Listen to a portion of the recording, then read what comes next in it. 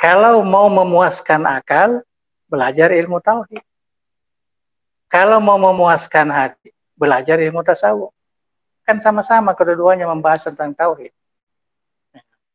Bismillahirrahmanirrahim. Inna Allah wa malaikatahu yusalluna 'alan nabi. Ya ayyuhalladzina amanu sallu 'alaihi wa sallimu taslima. Terima kasih Al-Mukarram Regruta telah menjelaskan kepada kita daripada lanjutan kitab Al-Lumafi Tasawuf. Dari penjelasan tadi itu sudah masuk kepada bab tauhid, yaitu bab yang menjelaskan tentang pandangan-pandangan para ahli sufi apa yang dinamakan tauhid itu. Bahwa hakikat ilmu tauhid itu meyakini bahwa kodrat Allah itu tidak ada campurannya oleh sesuatu apapun, dan Allah menciptakan sesuatu tidak ada sebab, artinya tidak ada alat material sebab wujudnya sesuatu yang terjadi karena perbuatan Allah Subhanahu wa Ta'ala. Dia Allah yang maha mendengar, maha melihat, dan maha segala-galanya. Poin pertama, tauhid amma mengesahkan sifat tauhidnya dan menghilangkan semua selain Allah. Yang kedua, tauhid ahli haqa'iq, artinya mengkhususkan tentang keesaan Allah dengan menghilangkan sebab musababnya. Dan yang ketiga, tauhid khususan ialah seorang hamba dengan rahasianya, dengan rasa hatinya. Ya. Baik kepada seluruh jamaah partisipan, atas izin Al-Mukarram Andre Guruta, atau kesempatan pertama kami persilakan kepada Ustaz Abdul Rasid Samarinda. Silakan Pak Ustaz. Assalamualaikum warahmatullahi wabarakatuh. Yarmelo wakutanapung rogak pakanasai biasa kawan kalinga maka dah ini itu pengalatala si bawa sewa-sewai engkatan mite pengalatala mas samang ini ta sewa-sewa si pengalatala engkato ni pengalatala yo napa ni ta sewa-sewai ya pun mila wisal senaan nasan jaro ada deh. Agak mendalam ini pertanyaannya Ustaz Abdul Samad ini tentang bagaimana melihat Tuhan. Silakan Ustaz Ilyas. Assalamualaikum warahmatullahi wabarakatuh. Adakah dalil atau pendekatan dalam diri manusia dalam rangka membuktikan ketauhidan Allah? Seperti apakah ini termasuk salah satu menjadi dasar dalam Al-Quran disebutkan andai kata ada dua Tuhan, maka ada dua Tuhan maka hancurlah alam semesta. Bagaimana kalau yang ada pada diri Tuhan, pada diri kita? Artinya ada indikator dalam diri kita itu menunjukkan bahwa Tuhan itu satu. Ya, wa fi anfusikum afala tubsirun. Yang kedua terkait dengan bahwa manusia itu dua kali hidup dan dua kali mati.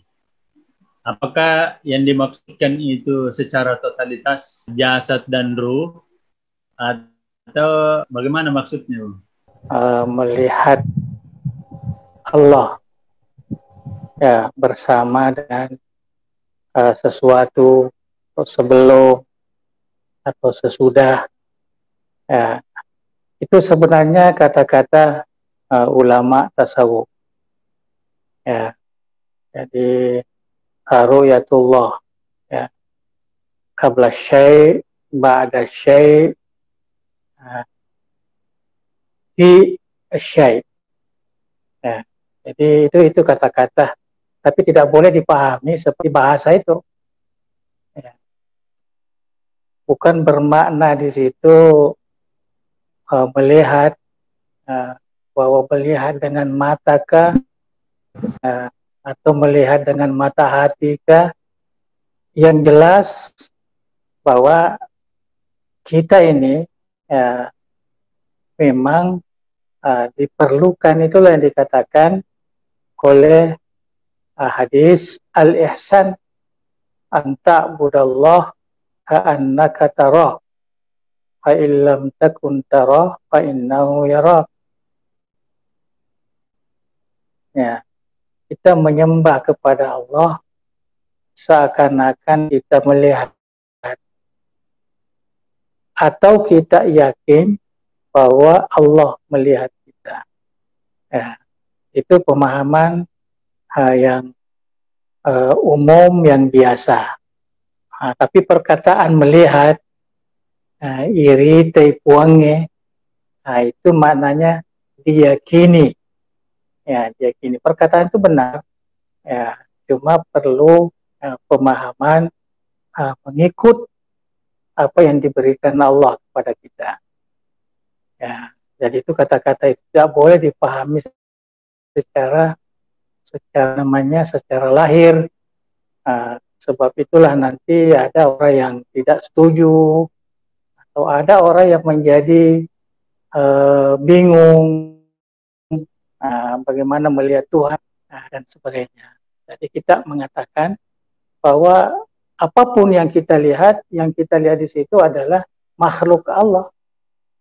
Ya, kalau kita lihat makhluknya, berarti kita lihat khaliknya. Ya, kita lihat khaliknya. Kita mau itu. Dan ulama tasawuf itu merasakan seperti itu setelah mereka beribadah. Ya, setelah mereka beribadah. Jadi sama dengan pertanyaan yang pertama tadi dari Ustadz Ilyas, ya, mempertanyakan diri manusia itu. Ya, ada dia merasakan ataukah ada dalil atau pendekatan? Yang menjadi dalil, yang menjadi pendekatan itu ibadah. Ubudullah, uzkurullah, wasabbihu bihamdi rabbik, dan sebagainya. Nah, perintah-perintah ini semua yang dilakukan oleh ulama, ya, sehingga dia merasakan seperti yang kita baca tadi.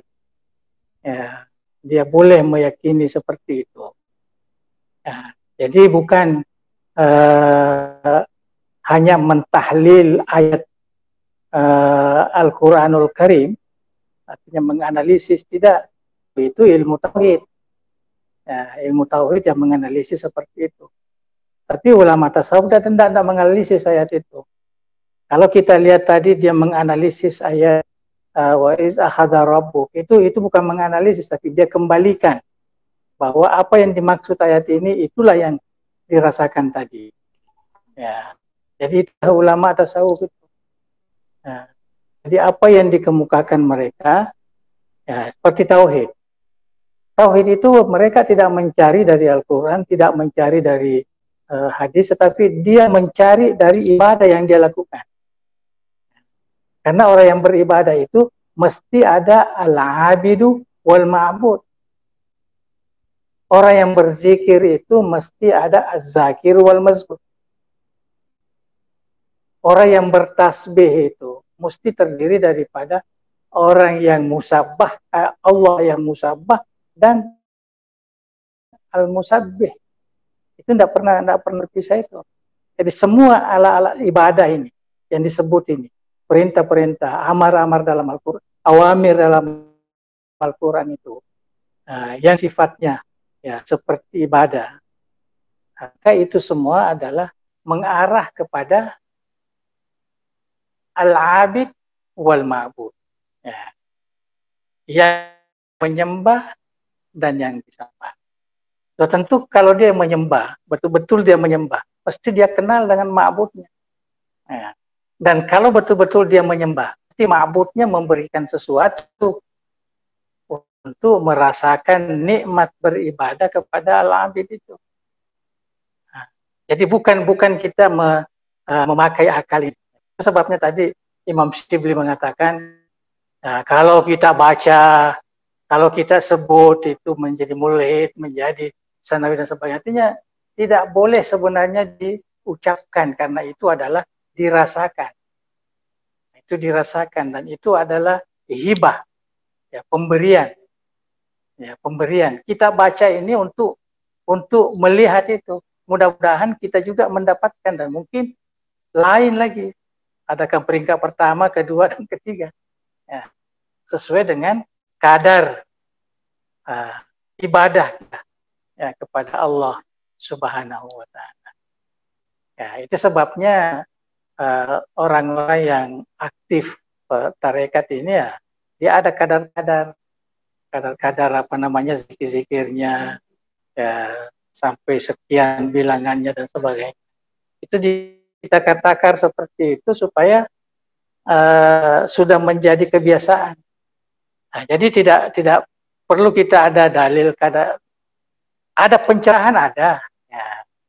Seperti fana umpamanya, itu bukan sesuatu yang ada dalam pemikiran kita, tapi fana itu apa yang dirasakan ya, dia tidak merasakan lagi dirinya.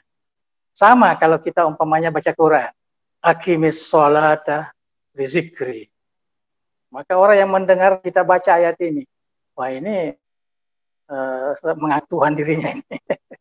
Ada suruh orang sembahyang supaya mengingat kepadanya. Padahal dia baca ayat, baca Al-Quran kan. Ya. Itu sebabnya ulama-ulama tasawuf itu kan ada yang dicatat itu. Terkadang mengatakan innani anallah la ilaha illa ana. Hal itu ayat Al-Quran. Nah. Tapi orang yang mendengarkan, orang yang memahami, menganggap bahwa dia mengaku sebagai Tuhan. Akhirnya diponis oleh orang fikih, wah ini sudah kafir, sudah mengaku Tuhan, perlu digantung, jadi ada aplikasi yang kena. Padahal dia mengisyaratkan firman Allah. Kedua, kita memahami perkataan-perkataan seperti ini, memahami sesuai dengan undang-undang atau aturan dalam ilmu tasawuf. Jadi sebenarnya tauhid itu tidak perlu kita cari pembuktian, cari apa. Kita perlu meyakini. Tapi di dalam meyakini inilah perlu ada cara. Ya, cara. Kalau mau memuaskan akal, belajar ilmu tauhid. Kalau mau memuaskan hati, belajar ilmu tasawuf. Kan sama-sama kedua-duanya membahas tentang tauhid. Tapi kebanyakan lebih mudah dimahami melalui ilmu tauhid. Ya, karena dia kan agak rasional. Menggunakan Al-Quran juga secara rasional. Nah, tapi kalau ilmu tasawuf ini, dia menggunakan hati, al-his, az-zawq. Ya, itulah Syekh dalam akhir kitabnya itu dia mengatakan sebenarnya kesalahan orang bertasawuf ini jauh lebih berbahaya daripada kesalahan orang berfikih. Ya, memahami tentang hakikat Tuhan, memahami tentang hakikat melihat Tuhan dan sebagainya, itu boleh membawa kepada syirik. Ya, saya banyak melihat di YouTube dan belajar atau mengajar atau bercerita tentang tasawuf dan sebagainya. Itu larinya ke situ itu. Sedih. Artinya keyakinannya itu digadaikan dengan orang belajar tasawuf dengan pemikiran bagaimanapun. Adalah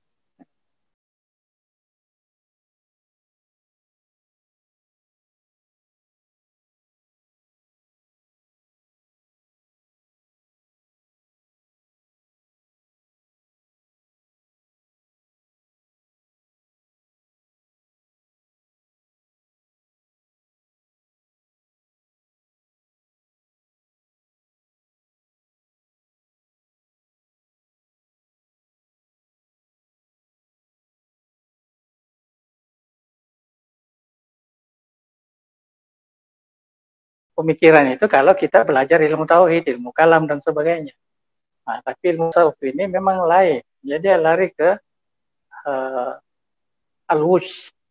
wujdan yang ada di dalam hati kita. Mudah kita bicara, tetapi di dalam memahaminya itu ya perlu ada cara. Itulah yang kita sebenarnya melihat kitab ini, karena kitab ini saya rasa semua orang mengatakan dia lebih selamat ya, dalam memberikan penjelasan mengenai perkataan-perkataan ulama sufi. Yang ketiga tentang roh tadi, ya,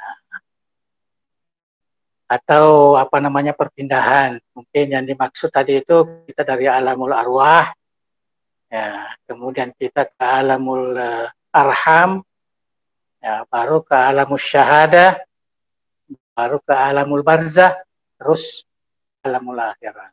Itu perjalanan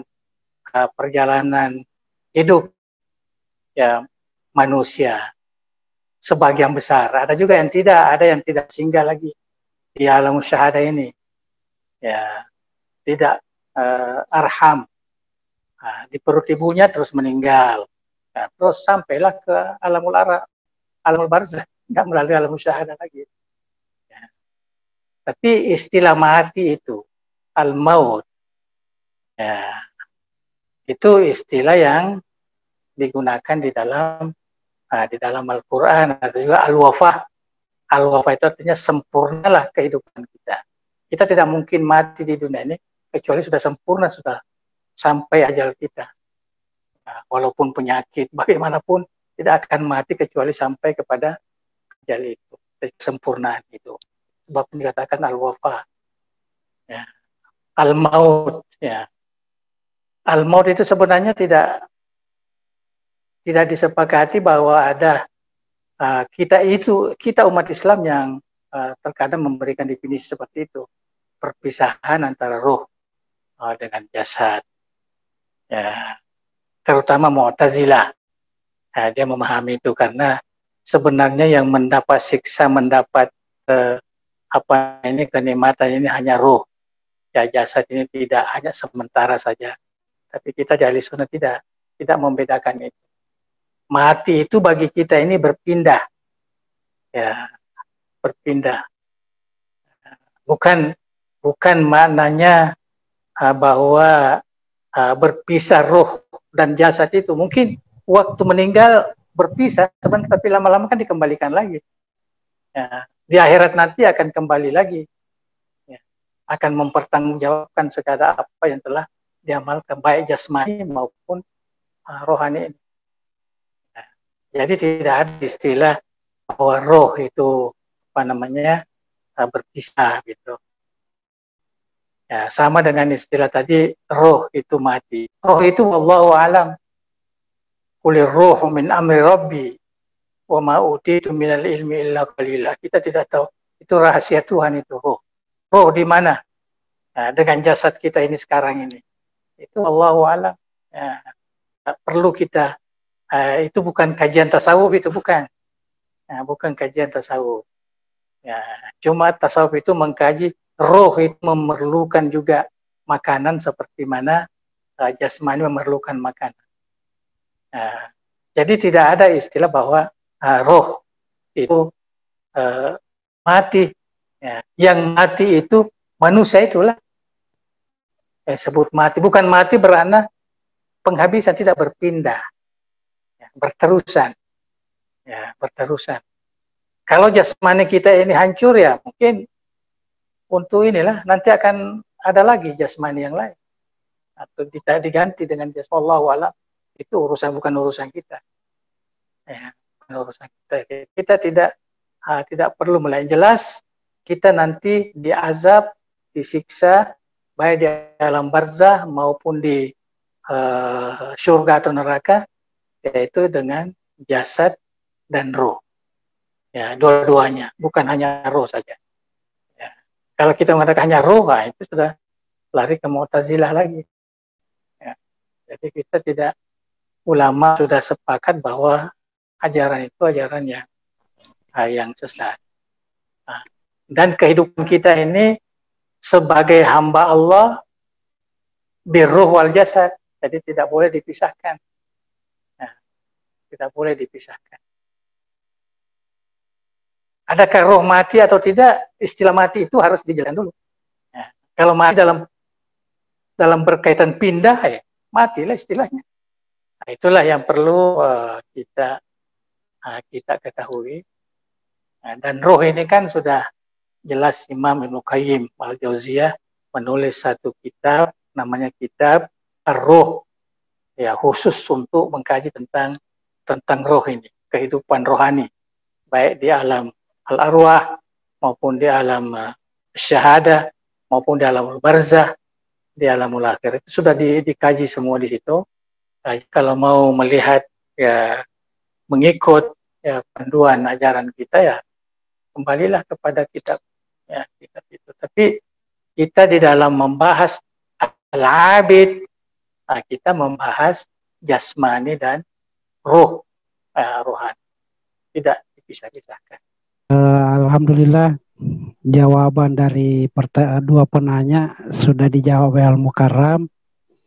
Alhamdulillah juga ini Puang ada Ustaz Yahya yang sementara dalam perjalanan tiba-tiba mendengarkan suara bom. Kurang tahu bomnya ini apakah bom apa, ini masih tanda tanya. Yang jelasnya chatnya beliau Guruta, alhamdulillah mungkin berkahnya mengikuti pengajian Andre Guruta sambil saya serius tiba-tiba bunyi bom yang meledak. Atau ada klarifikasi tentang ini dari Ustaz Yahya? Silakan Pak Ustaz. Assalamualaikum warahmatullahi wabarakatuh. Jadi saya sedang mengikuti pengajian Pung. Hujan keras. Tiba ada suara satu di atas mobil saya. Ternyata kayu Pung yang tumbang.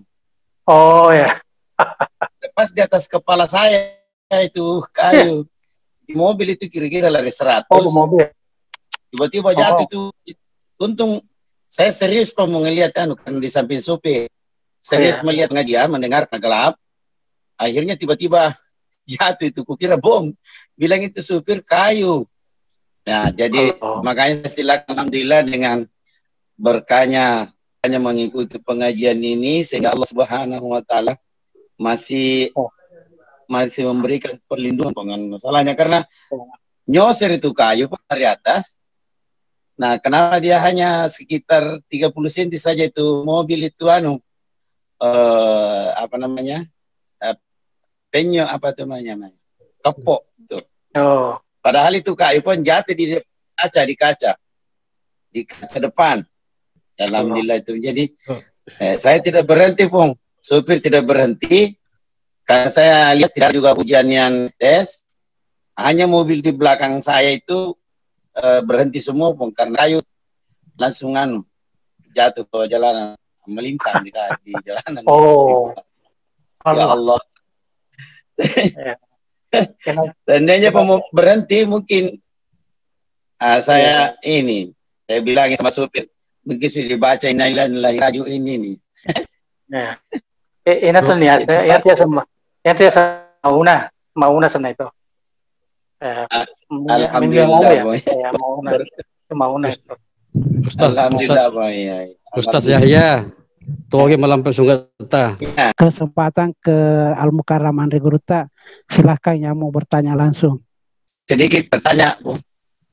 Ada dalam Al-Quran mengatakan wala taqul lima yuqtal bisa ya amwat bal ahya. Di sini iya Bang. Iya. Sambungannya tuh Allah Nabi Syaikhul di situ. Yang sampai saya tafsirnya apa semua pun dari segi mau tafsir Ibnu Katsir apa menurut saya itu di situ amwat bal ahyaun itu berarti jasad sama roh itu secara umum di situ hidup namanya di situ. Ini kira-kira bagaimana tentang tasawuf ini Bang? Terima kasih Bang. Ya, jadi istilah hidup itu ya kita tidak boleh samakan dengan di dunia ini. Ya.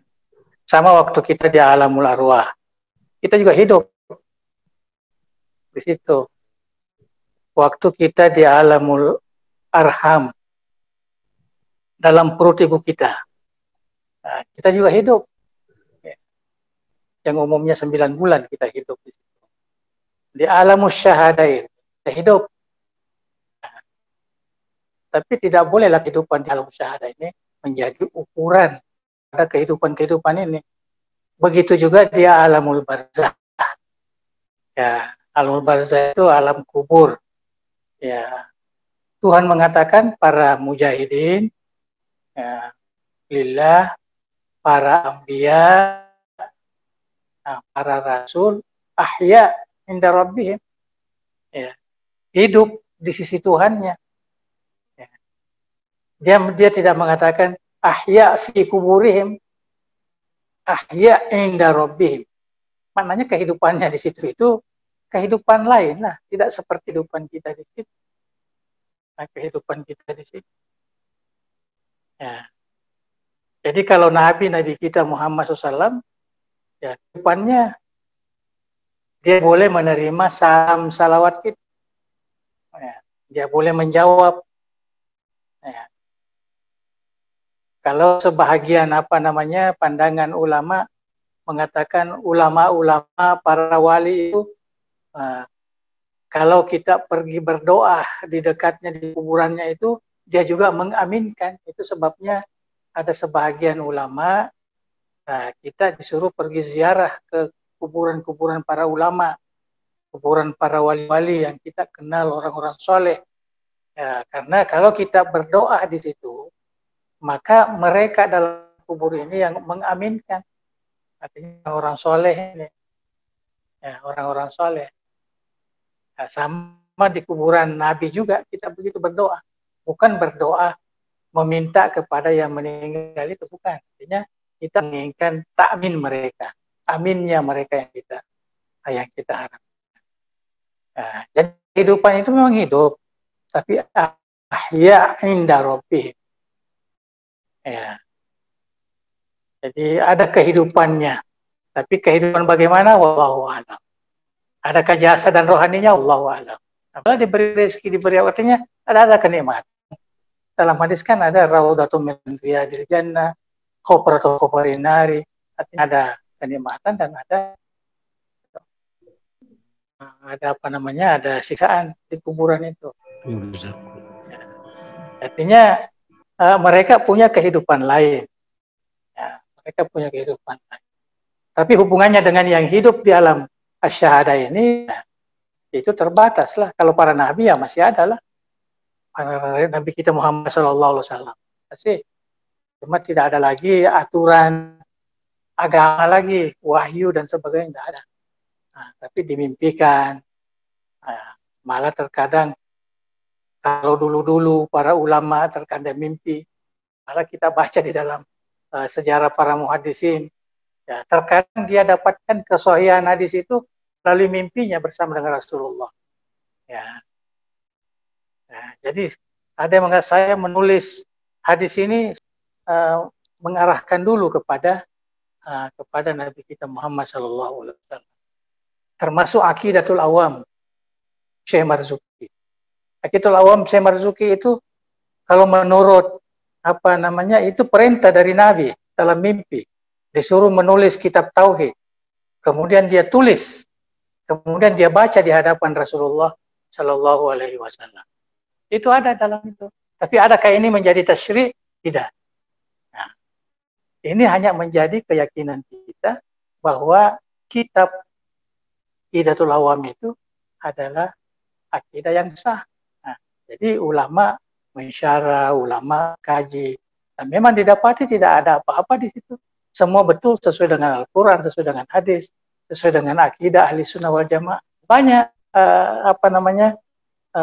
mimpi-mimpi para ulama dahulu. Ya.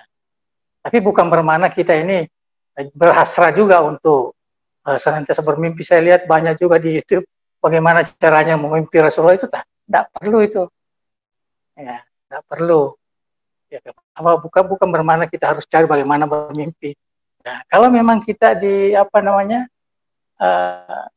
diilhamkan untuk bermimpi, ya bermimpi. Nah, kalau tidak, ya tidak apa-apa. Yang penting kita mengikuti ajaran Nabi kita Muhammad Shallallahu Alaihi Wasallam. Ya, kita tidak perlu bercita-cita, bermimpi. Kita bercita-cita supaya kita ini menjadi umat yang sebenarnya Rasulullah Shallallahu Alaihi Wasallam. Bismillahirrahmanirrahim. Alhamdulillahirabbil alamin. Hamdan yuwafi ni'amahu wa yukafi mazidah. Ya Rabbana lakal hamdu kama yanbaghi li jalali wajhikal karim wa 'azimi sultanik. Allahumma shalli wa sallim ala sayyidina Muhammad wa ala alihi wa sahbihi ajma'in.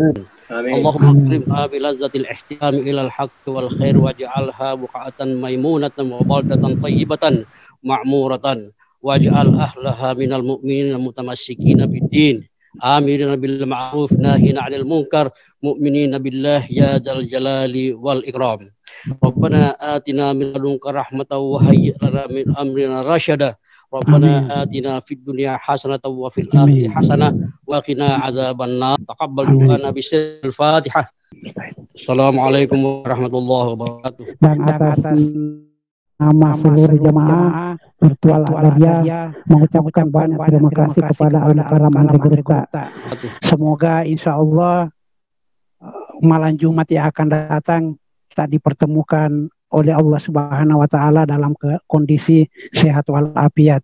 Kita bisa simpulkan bahwa tidak ada jalan untuk mengetahui Allah bertauhid harus dengan jalan zikir sesuai dengan kadar yang telah dituliskan kepada Allah dengan sifat-sifatnya Allah lewat Asmaul Husna. Ya, terima kasih kepada para jamaah, lebih dan kurangnya mohon dimaafkan. Minallahil musta'an wa alaihi tiklan. Wassalamualaikum warahmatullahi wabarakatuh. Waalaikumsalam warahmatullahi wabarakatuh. Warahmatullahi wabarakatuh.